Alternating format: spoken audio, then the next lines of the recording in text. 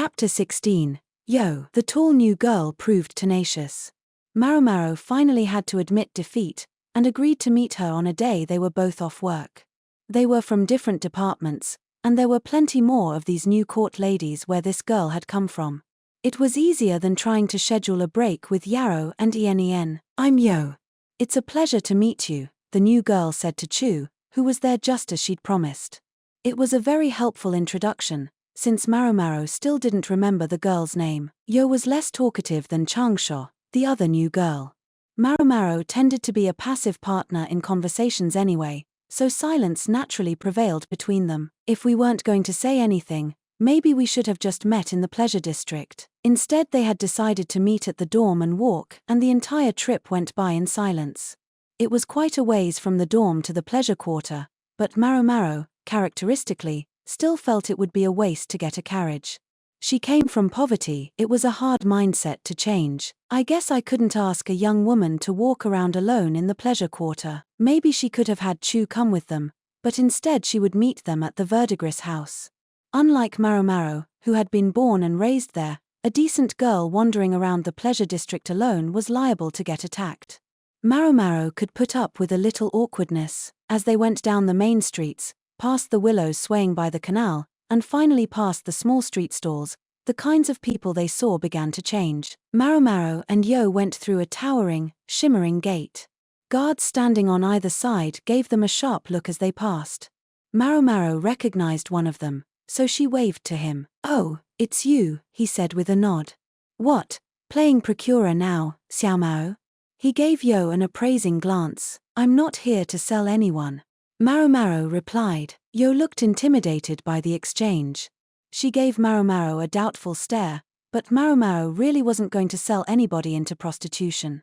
She wished Yo would just relax. Truthfully, though, an ignorant laywoman passing through the gate to the pleasure district could only be heading in to sell herself. The air was thick with exotic perfumes and languid sighs. There were prostitutes seeing off customers heading home in the morning, apprentices bringing in the lanterns for the day, and pet birds singing from second-floor windows. They walked down the district's main thoroughfare, Maomao like she belonged there, Yo like she was very frightened. "Try to walk straight ahead and keep your eyes forward," Maomao said. "If anyone grabs your hand, shout as loud as you can." "Why yeah. Okay." After a bit more walking, they arrived at the verdigris house. "Oh, Maomao. Been a while." Kokuyu, the head of the men servants, greeted her. He was a good-natured character who had served the establishment a long time, and helped keep an eye on Seizan and Choyu interceding for another young lady. "I hope she's less trouble than the last one." "I'm not selling her," Maomao growled again. Yo continued to look worried. Why should they assume that Maomao was here to sell off any young girl she brought along? The last one who had been so much trouble was Zulin's sister, who'd indeed been up to no good the last time Maomao had visited. She wondered if the madam's discipline had had any effect on the girl. "And how is our troublesome friend doing?" she asked. "Keeping her nose clean for now. She knows she's not going to find another brothel that'll take her in with her sister." Evidently, Zulin's sister was not such a fool that she couldn't do the math. The old madam might be a miser, but few places were as well off as the verdigris house. Yo was looking at them uncomfortably, but Maomao still had another question for Kokuyu. "Did they ever find that thief?" She meant the one who had been Zulin's sister's customer before breaking into Joker's room. "Yeah, they found him. An acrobat, spends most of his time earning small change by doing stunts. No way he had enough money to actually patronize the verdigris house. So what was he doing here? Someone else must have put him up to it. Asked him to break into the brothel and steal something they were after. And the person who commissioned him haven't found them. The acrobat was a lizard's tail, you might say." Kokuyu held up his hands in defeat. "Anything else would be outside of our jurisdiction." "Well, nothing to be done, then." Maomao came back to the main point. "All right, is Seizan around? I wanted to see him." Not yet. This time of day, I think he might be in the field out back." "Thanks." Yo, still looking intimidated, followed Maomao toward the field. He looked like he probably outranked you. Was it really okay to talk to him like that?" she asked anxiously. Maomao admitted that she didn't speak to Kokuyu with any unique respect. But she'd been on conversational terms with him for so long, if she started talking deferentially now, he'd only laugh at her. If anything, he would probably try to stop her from making him seem important. It's not really a question of what's okay. That's how I was raised. The way I talk in the palace, I do that because it's for work. For work. Since Maomao accepted that she was at a job in the palace, she tended to be careful to speak politely to everyone, whether they were older or younger than she was. It was easier than risking a lapse into uncouth language. They went around the back of the verdigris house. In the field near the old shack where Maomao used to live was a man of middling build. There he is, Maomao said, politely. Then she called, he, Seizen. She gave a big wave, and Seizen slowly worked his way upright. He'd been harvesting garlic. In addition to taking the edge off fatigue, it could serve as a vitality enhancer, so it was an essential herb around the pleasure district. Plus, a big, fat bulb of garlic was delicious in cooking. What is it? Here to check the inventory, he called back. No, I brought someone who wants to meet you. Maomao presented him with Yo. Me. Seizen's eyes narrowed. He didn't seem to recognize her. Yo didn't look any more impressed than he did. Who is this person? She asked. Maomao glowered at her. A somehow shady-seeming man who's been an apothecary here for a few years now. Why do I get the feeling I'm being insulted? Seizen said, staring at Maomao. That's not him. I mean a shady-looking man. He's lanky and has a handsome face, but half of it is covered and you can never quite tell what he's thinking. Why do I get the feeling I'm being called not handsome? Maomao pointedly ignored Seizen's questions. Instead she stroked her chin and tilted her head. Seizen. Is you-know-who here? It just so happens he is. Maomao looked into the shed. Phew. Something up? Seizen, came a sleepy and altogether unguarded voice. A pretty boy type with half his face covered emerged from the shed, yawning. He didn't look like much, his belt wasn't even tied properly. They could catch glimpses of his loincloth. That's Kokuyu, Seizen said of the swaying, but cheerful, cosmopolitan man. He showed up yesterday, but because it was late, I let him stay the night. If you're not looking for me, maybe you're looking for H. Doctor. Yo cried the moment she saw him, and rushed over to him, only to punch him as hard as she could. There was a thump that sounded loud enough to make Maomao wonder if someone had broken their teeth or their fist. As if that wasn't enough, Yo jumped on the toppled Kokuyu and started pounding him. Hey, stop that. Seizen cried. What does she think she's doing? Damn it, Maomao and Seizen between them pried Yo off of Kokuyu. She was weeping piteously, dripping snot. Yo, is that you? My, how you've grown, Kokuyu said, smiling in spite of the blood pouring from his nose. The bandages covering his face had come off, revealing his awful smallpox scars. It was very in character for him to keep smiling even after someone had punched him, but it was also sort of unsettling. If you're here in the capital, that must mean… Yes, that's right. It happened exactly as you said. Yo's fists, covered in blood from Kokuyu's nose, were quivering. Then she said something that Maomao never saw coming. The village was destroyed. Her sleeves had rolled up during the fighting. She had smallpox scars just like Kokuyu. Maomao decided to start with some talking. They couldn't very well have their discussion in the middle of the herb patch, so they went into the shed. The shed boasted only the absolute minimum of furnishings, so they turned over pots and buckets to make up for the lack of chairs. Sorry it's so filthy, Seizen said. Well, excuse me, Maomao replied. She and her old man had once lived here. Isn't there anywhere a little cleaner? Like, maybe we could rent a room in the verdigris house, chirped Chu, who had shown up somewhere along the line. She had never met Seizen or Kokuyu before, but inserted herself into the conversation like she belonged there. Very Chu-esque. Admittedly, the shed was pretty cramped with 5 people crammed inside. Yo's eyes were still puffy, but her breathing had calmed. Her hands were a bit swollen as well from hitting Kokuyu. As for Kokuyu, he had some cuts in his mouth, but none of his teeth were broken. Yes, it had been a woman attacking him, but he hadn't resisted at all, and getting hit would still hurt, but he himself continued to grin. He had cloth shoved into his nostrils to stop the bleeding, not a very heroic look. All right. I take it that you know each other, Yo and Kokuyu. Mind explaining what's going on? Maomao poured hot water into some tea bowls and handed them out. Chu gave her a look as if to ask if she didn't have any snacks, but, well, she didn't. Shall I do it? Kokuyu asked. Yo was still sniffling and didn't seem in any position to tell a story. If you would, Maomao said. Maomao, I told you that the village shaman took a nasty dislike to me and chased me out of the place, right? Yes, she recalled that he had said that. She'd met Kokuyu maybe 2 years before, when she'd helped him as he was being refused entry to a ship because of his scars. That had been on the way home from her first trip to the western capital. Yo and her family lived in that village, he said, and the village was destroyed. Maomao felt she couldn't leave the subject alone. Was it by a plague of insects? I know you said you were blamed for the plague, and they chased you out. Yeah. That, may not be the whole truth. I think it was the disease. Smallpox, Yo said. Smallpox, Maomao repeated. A highly infectious, highly fatal illness. First came a fever, then patients developed a rash, and even if they survived that stage, the rash would form pustules and leave lifelong scars. That's when you got the scars on your face too, Kokuyu? No, I had my encounter with smallpox before I came to their village. Dangerous business, smallpox, huh? I thought for sure I was gonna die.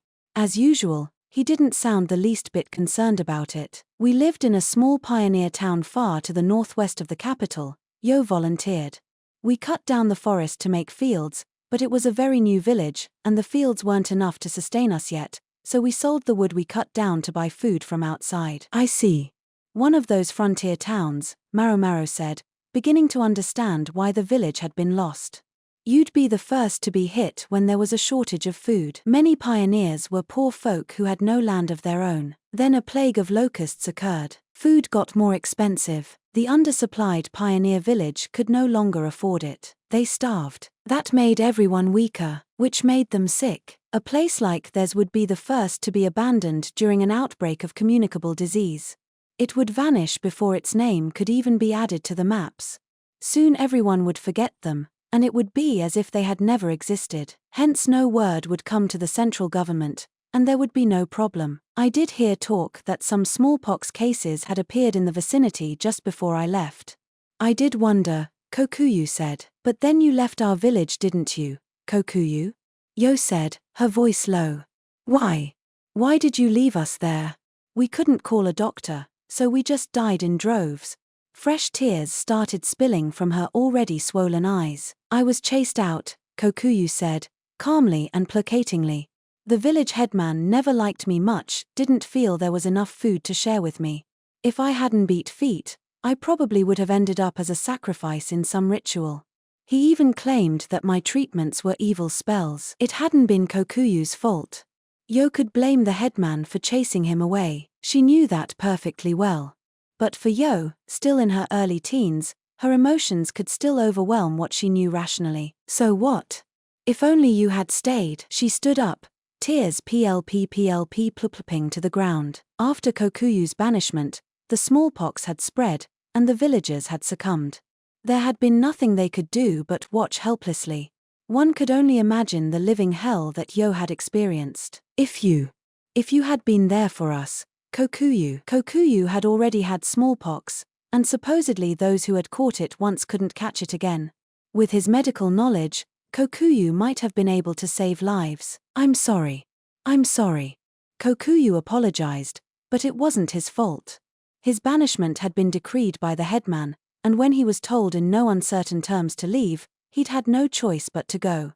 The beating Yo had given him was only a way of acting out. She knew that. But in spite of that knowledge, her impotent helplessness had driven her to take out her anguish on the grown-up Kokuyu. Still, jumping on him and pounding him? She looked like she was raised better than that. If it had been anyone but Kokuyu, she could have expected them to fight back. Why, though? Why didn't you stay with us? I'm sorry. He may look flaky, but he's surprisingly mature. Kokuyu smiled at the puffy-eyed Yo, then clasped her head to his chest. All right. Sorry to interrupt this very emotional moment, but Miss Chu has a question. Chu broke in. You said, Yo, that you came to the capital with your family. So your village was destroyed, but your family was all okay? That was a very perceptive question. Maomao had been wondering the same thing. Yo, who had finally calmed down a bit, took a sip of water and said, in my case, Kokuyu treated me before the outbreak. Treated? Maomao's ears pricked up, and she looked at Kokuyu with interest. Even Seizen must have been curious, because he looked very serious. Oh, it's a time-tested method, Kokuyu said. Once you catch smallpox, it's hard to catch it again. So you just give a healthy person smallpox. You're talking about putting pus with weakened toxin in a person's body? Maomao asked. She'd heard just a little about the technique from her father, Luo Men. Yeah. You pull the scab off a smallpox scar, they can cause illness for almost a year after you get better. See. Do you think you could do that for me? Kokuyu crossed his arms and hemmed. I'd love to, really I would, but I don't have a good scab here, and it's tough, because it can go wrong. Go wrong how? You mean it can turn into a serious illness? Yeah, 1 out of every few dozen people gets it bad. Sometimes they die. And of course, you're left with scars. Yes, we can't have you getting any scars, Miss Maomao, Chu said, sipping her water. Maomao didn't really see the problem, she already had scars. Sometimes they die.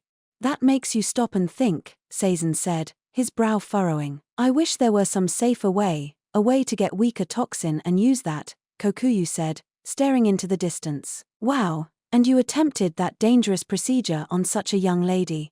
Didn't her parents get mad? Chu drawled. My father got smallpox once a long time ago, answered not Kokuyu, but Yo. Part of the reason he came to that pioneer village was because he'd lost his family to the disease, and poverty left him with no other choice. I didn't exactly appreciate it at first myself.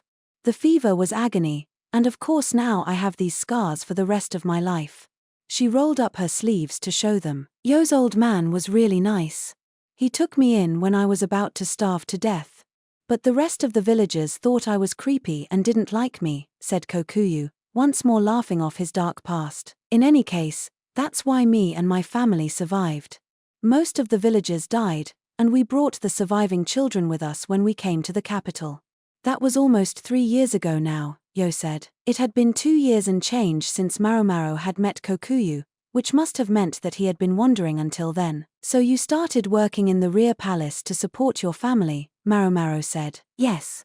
The doctor taught me some basic reading as well, which helped with studying in the rear palace. Now Maomao understood why Yo had been considered an exceptional student. You owe him all that, and the first thing you do when you see him is punch him? Seizen asked, utterly cold. Yes. I know. I know what you mean, but I just couldn't. Totally understandable.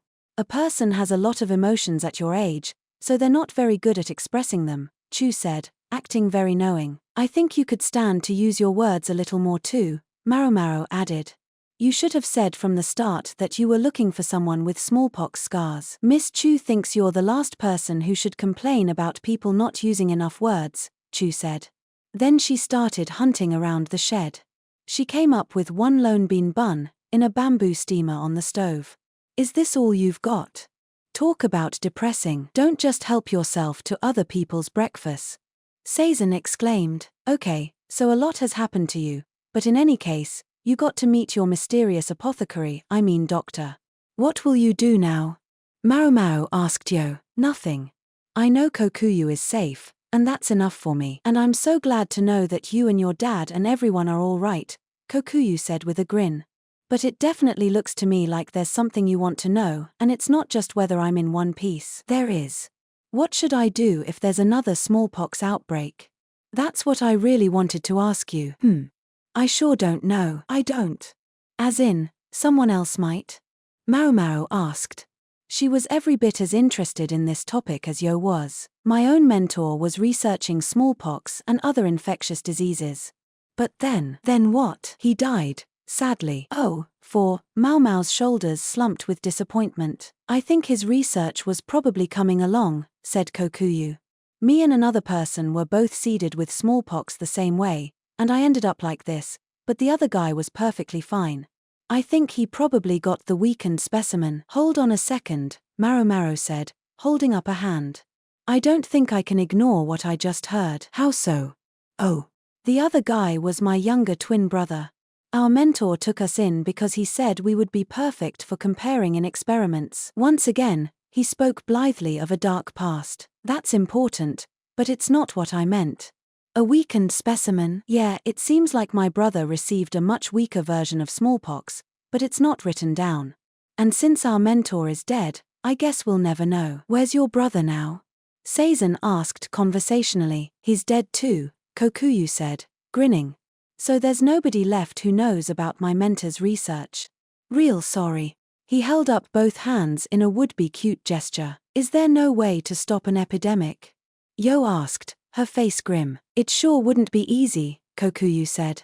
Although maybe if we had Kada's book or something, that might help. Maomao almost spit out her drink. His mentioning that here and now, Kada's just a legend, right? He didn't write any book, Seizen grumbled. My mentor says he did. He says there was a physician named Kada a century or more ago, and that his disciples hid a book of his secret teachings. In a pig's eye, replied Seizen, who had given up trying to reclaim his bin bun from Chu and was drinking some water. Kada. Maomao crossed her arms and thought. Her stomach growled, maybe from the effort. Oh yeah. I haven't eaten yet, she said. Ooh, let's have something. A meal. Chu had finished the bun and was once more searching for something to eat. Maomao, remembering the stall they'd passed in the street, decided to go out and get some meat skewers. They'd finished their skewers, and Maomao was scowling. She, Seizen, and Yo were all packed into the Verdigris house's cramped apothecary shop. As to what they were doing, they were comparing their inventory to a list. They'd done what they had come here to do, namely, to let Yo meet Kokuyu, and Maomao had decided to bring Yo to the apothecary shop for some practical experience. Is it just me, or have herb prices ballooned recently? Maomao asked, squinting at what they had paid for their herbs. I know, right? Highway robbery. Seizen griped. But Kokuyu says this is what we have to pay or he won't sell to us. He's our only purveyor of wetland herbs. Speaking of Kokuyu, the shop was too small for everyone, so he and Chu were outside, playing with the kids. Choyu was among them. The moment he'd seen Maomao he'd pointedly ignored her, which annoyed her despite the fact that he was simply at that age. This one's expensive too. Look at him, squeezing us just because this thing only grows in bogs. There was a limit to what herbs they could cultivate in their little field. And with only so many ways to procure herbs otherwise, they weren't in any position to make demands. It probably doesn't help that the palace is buying up supplies. They were going through more and more medicine these days, and not just because the soldiers needed so much of it. Vast quantities of food and medical supplies had been sent to the western capital the previous year. The elevated prices were probably a ripple effect. One of these days, Yo, you're going to have to start shopping for herbs, so now is a good time to start learning what things should cost. Maomao showed Yo the list. It was not something she would reveal to just anyone, but she didn't think Yo would abuse the knowledge. Usually, you'll be able to go shopping with another physician, but some shady sellers will wait until the doctor is busy with something else before approaching you to try to hawk something. I only have a few left, they'll say, or I don't know when I'll get more in stock. You have to be especially careful then, they might try to foist bad product on you. Yes, heaven knows it's happened to me a few times, Seizen said with a sigh. That's because you're a terrible businessman, said Maomao. Oh, hush. I was just a farmer before this. You know, a former farmer. Now that she thought about it, maybe she should talk to their current farmer, namely, Lahan's brother, sound him out on whether he could grow medicinal herbs in addition to potatoes and wheat. He wouldn't try to tell me he couldn't do it because he's busy growing spices to give ENEN, would he? Most of those spices could also be used medicinally.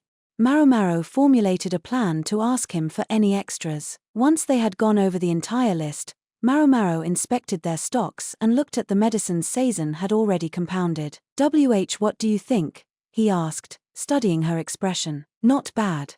Not good. Passing marks. Oh, come on. I did it just the way you taught me. You need to do more than just learn. Think about how you can make the medicine easier to take. Seizen stuck out his lip but took out a notepad. It was full of medicinal recipes. Seizen was not a man of greater than ordinary intelligence, but he studied hard, that was his virtue. Maybe I should work on compounding while we're here, Maomao thought. Yo! Can you make a medicine you know of using the components we have here? If all you need is fever medication or salve for a cut, then yes. All right. Go ahead and do it. While Yo was working on that, Maomao continued to study the inventory. Yo's movements were uncertain, but she was doing the right things. Did Kokuyu teach you to do that? Maomao asked. Yes. The doctor taught many of the village children to read, write, and make medicine. Living in a frontier outpost, we had no end of injuries. Maomao had always thought of Yo as reticent, but she turned out to be surprisingly talkative. Did he treat anyone besides your family for smallpox? No. My father knew how terrible the disease could be, but no one else really did, and they wouldn't listen to him. The headman, in particular, he was also the village shaman, so he probably saw Kokuyu as horning in on his territory. I believe he did treat several of the children on the sly, though. They're the ones who are now here with us in the capital. He just did that on his own initiative. Yet his choice had saved those kids' lives. Some guys just aren't very lucky, and Kokuyu is one of them, Seizen piped up from where he was inspecting the inventory list himself. Looks to me like he didn't do anything wrong, yeah? I don't know why you hit him, he said with his eyes. Yo looked down uncomfortably and focused on grinding the herbs. Maomao glanced out of the shop, toward the lobby of the verdigris house. There are more menservants around here that I don't recognize. Bodyguards that Jinshi had assigned here, presumably. Maomao hadn't used Joker's name in association with the Jade Tablet, but of course he would have investigated on his own. So, no problems here, I guess. At just that moment, Joker came into the lobby. Maomao was about to call out to her, but she started talking with the old madam, who showed her a list. Our sis Joker's going to take things over after the old lady, said a sour voice from above her. She looked up to see Kokuyu. That old bag of bones is finally wearing out, huh? Pretty much. That was all Kokuyu said before he went back to Chu and Kokuyu. Chu was spinning atop, her performance earning applause not only from the apprentices, but even passers-by. It was mystifying how she could do all that almost entirely with her left hand. A few kittens scuffled at her feet. Nearby, Maomao, the calico cat, watched them with a newfound dignity. They must be her offspring, so she really is retiring, Maomao thought. Joker was going to give up being a courtesan. The madam dealt with a great many different tasks, so the changeover wouldn't happen quickly, but Joker would probably take less and less courtesans' work. After that, only Perrin would be left of the verdigris house's 3 princesses, and she, too, would be gone once Lahaku bought out her contract. Maomao summoned memories of her earliest years. She remembered the princesses looking beautiful, with white on their cheeks and rouge on their lips, their hair festooned with hair sticks and clad in sumptuous outfits and peebush shawls. How often had she chased their long sleeves as they slid across a red carpet? There was Perrin, almost seeming to leave an afterimage as she danced in the warm glow of a red lantern. Maomao, leaving customers speechless as she made the perfect move, speaking with her kind voice and placing a piece with her slim fingers. Joker, producing poems that could leave her patrons gasping even as she affected to be too good for it all. I won't be seeing any of those things again. It wasn't precisely nostalgia that would have been bad form, but Maomao nonetheless grieved the sense that the era of these ladies was coming to an end.